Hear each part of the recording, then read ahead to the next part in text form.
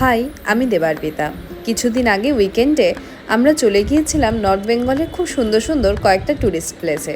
চলুন আজ আপনাদের সেই গল্পই শোনাই। সকালবেলা ঘুম থেকে উঠে জলপাইগুড়ি থেকে আমি, আমার হাজব্যান্ড আর অরিন্দম দা মানে আমার হাজব্যান্ডের এক বন্ধু মিলে রওনা দিলাম শিলিগুড়ির উদ্দেশ্যে। সেখানে আগে থেকেই গাড়ি বলা ছিল আর আমাদের জন্য অপেক্ষা করছিল আরও 4 জন। মানে সেদিন আমরা মোট 7 জন মিলে রওনা দিলাম প্রথমে তিনধারিয়ার উদ্দেশ্যে। খানিকটা পথ যেতেই যেই না এই সবুজ ঘেরা পাহাড়ে প্রবেশ করা যায়, মনটা যেন একেবারে ভরে ওঠে।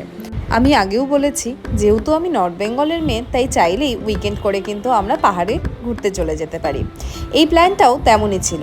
তেমন আগে থেকে কোনো প্ল্যান করা না হলেও হঠাৎ করেই একদিন আমার হাজব্যান্ডের সব বন্ধুরা মিলে প্ল্যান করলো ফ্যামিলি নিয়ে কোথাও বেরিয়ে আসা যাবে। তারপর এই প্ল্যান হলো। প্রথমেই খানিকটা পথ যেতে পৌঁছে গেলাম তিনধারিয়ায়। এর আগে আমি কখনো এই জায়গায় যাইনি। এই যে স্পটটা দেখছেন, এখান থেকে তিনধারিয়া শহরটা আর তার সাথে এই পাহাড়ের ভিউটা এত সুন্দর লাগছিল, যা আমাকে মুগ্ধ করে দিয়েছিল।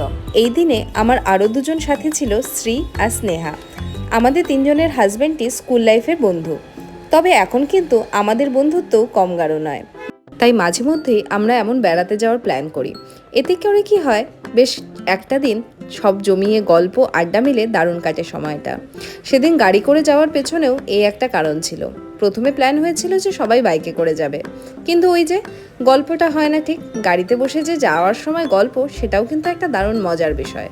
আসলে আমি আর আমার হাজব্যান্ড চাকরির জন্য বর্তমানে জলপাইগুড়ি শহরে থাকি, আর ওর সমস্ত বন্ধুরা থাকে ইসলামপুরে।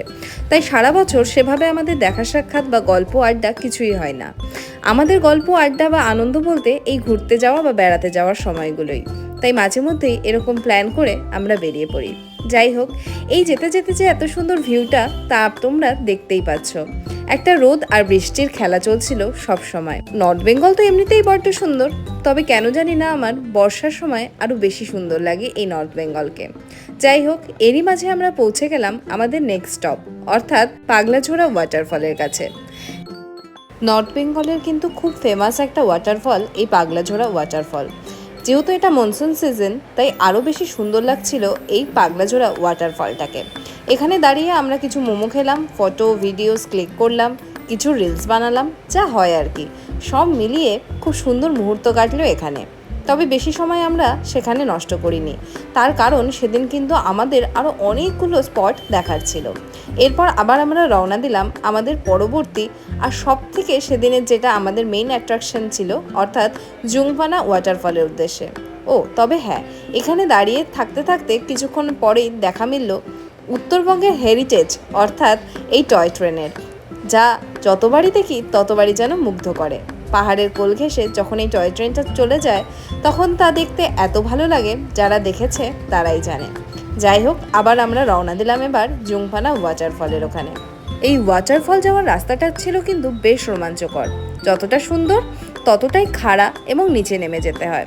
যাই হোক, বেশ একটা রোমাঞ্চ লাগছিল। খানিকটা যেতেই সেই সাইনবোর্ড চোখে পড়ল, অর্থাৎ জুংপানা ওয়াটারফল। আমরা ফাইনালি পৌঁছে গেছি। এর পরবর্তী যে দৃশ্যটা আমাদের চোখে পড়ল, তা এক কথায় অনবদ্য। মহাদেবের মূর্তি, তার পাশ দিয়ে নেমে আসছে প্রাকৃতিক এই ঝোড়াটা, আর খানিকটা জায়গা এমন ন্যাচারাল সুইমিং পুলের মতো একটা জমাট জাল। সব মিলিয়ে আমাদের এই জায়গাটা যেন মুগ্ধ করে দিচ্ছিল। নিজেদের আর আটকে রাখতে পারিনি। খানিকটা পরেই আমরা নেমে গেলাম সেই ঝোড়ার একদম নিচে। এই যে দেখো কত সুন্দর চারিদিকের এমন মুহূর্ত, সত্যি জীবনে যেন খুব কম আসে। যেমনটা বলছিলাম, ন্যাচারাল সুইমিং পুলের মতো এই জমা জলটা কিন্তু ভীষণ ভালো লাগছিল। জলটা কিন্তু ছিল বেশ ঠান্ডা।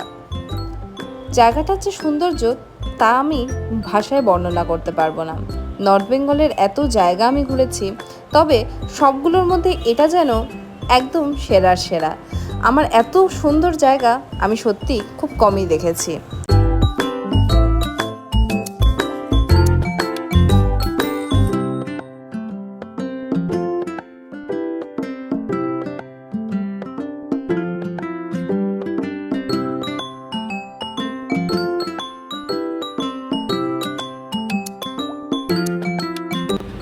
এখানে বেশ খানিকটা সময় কাটিয়ে আমরা রওনা দিলাম আমাদের নেক্সট ডেস্টিনেশন, অর্থাৎ চিমনির উদ্দেশ্যে। ততক্ষণে বেশ অনেকটাই বেলা হয়ে এসেছে। চারিদিকটা আরও বেশি করে কুয়াশায় মুড়ে গেছে। খানিকক্ষণ বাদেই ঝমঝমিয়ে আবার বৃষ্টি শুরু হয়ে গেল।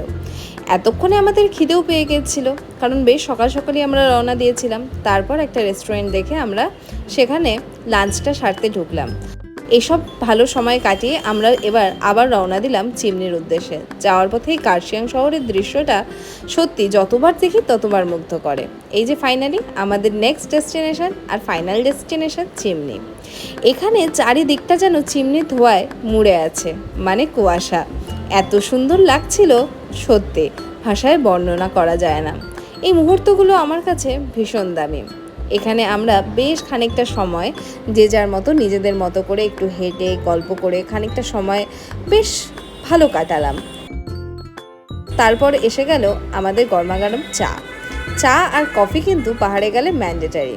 সেই চা আর কফি খেতে খেতে সবাই মিলে গল্প, আর এভাবেই করলাম আজকের দিনটাকে শেষ।